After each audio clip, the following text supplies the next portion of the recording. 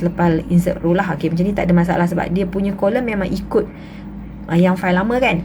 Cuma IC telefon number dengan date of join tak boleh sebab dia dah terbalik kat sini kalau kita tengok. Date of join. So nanti kalau kita copy juga, format dia tak akan berlari sebab format date of join ni mengikut date. Kalau format kat sini ikut telefon number mengikut teks. Jadi dah lari. So tak sesuai untuk copy. Melainkan user kena copy macam ni lah. Ini basic lah. Date of join, copy macam ni. Copy takat mana yang contoh ada 3 row kan. 3 row of stuff. And then kita pergi dekat yang tadi tu, kita paste untuk date of join bahagian dia. Just klik kanan, pergi dekat yang 1, 2, 3 ni. 1, 2, 3 is better lah sebab kita tak nak any formula terlibat kat situ. So far walaupun tak ada formula, tapi kita nak lebih better is 1, 2, 3 tu. Yang lain pun sama, follow je. Itu step dia. Kalau misal kata nak copy, contoh katakan user nak copy bahagian yang ada formula, macam contoh dia pay time, kita nak tengok kan, berapa hari bulan dia punya sebelum ni kan. Yang ni nak tak nak user kena copy one by one, by column.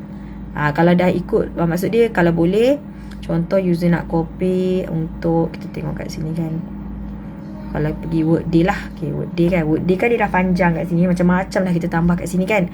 So nak tak nak user kena buat row siap-siap untuk berapa total yang kita dah buka untuk file lama. Kalau misal kata nak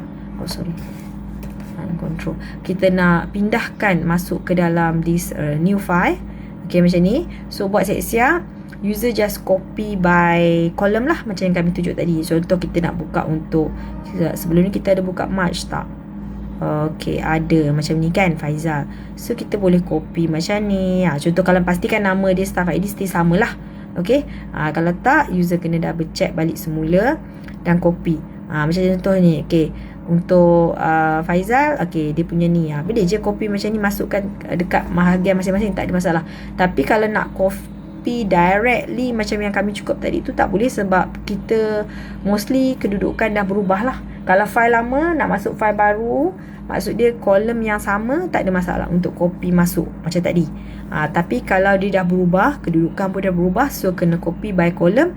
Tapi make sure row tu kita dah insert siap-siap. Kita tahu berapa lagi row nak perlu masukkan daripada file lama. Macam tu. Itulah yang so far. Tapi user kena test around lah. Maksud dia kena play around, bawa copy tengok.